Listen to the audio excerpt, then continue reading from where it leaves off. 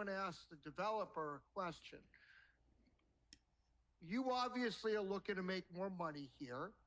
That's why you're going to 13, correct?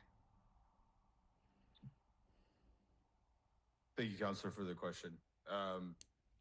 So it's not necessarily about making more money, it's ensuring the project's feasibility all around. The intent the entire time since April of last year when I sat down in Trevor's office for the first time with John Mula was to go for the project that's before you this evening. And when we ran the numbers extensively with the material costs then and the projected material costs through today, plus past requirements that had just passed and everything else that along with it, it ensured the project's feasibility and viability, all in all. Have you shared any of those numbers with our planning department? In terms of cost? Your numbers.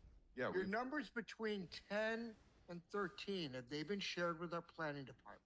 I don't know if we've necessarily illustrated the differentials between the 10 and the 13, but we've shared extensively like exit prices, rising costs, the cost of permitting through the iterations, et cetera.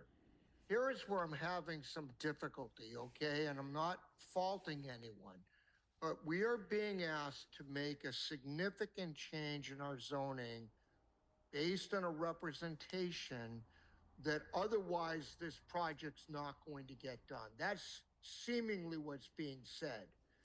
We test statements by developers about traffic, about environmental runoff, about shadow studies all the time. I take it we haven't tested the statement that you're making to us. I don't know if it's necessarily been like quote unquote tested, but the thing about this project that's really unique is there's a tremendous amount of unknown, especially right now. There was a tremendous amount of unknown 12 months ago. And from an actuarial perspective, it's extremely hard to quantify that.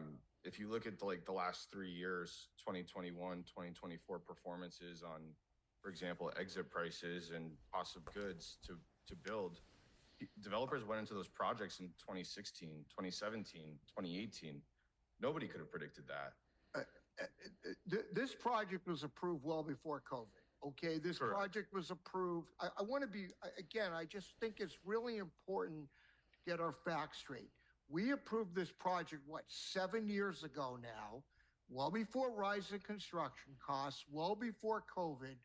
The owner at that time unilaterally chose to demolish a building based on what was approved. For whatever reason, ran into trouble. We don't know. We're not privy to why that was. Came back to us on multiple occasions, said, hey, look, help me out. I need to make this work. We did that.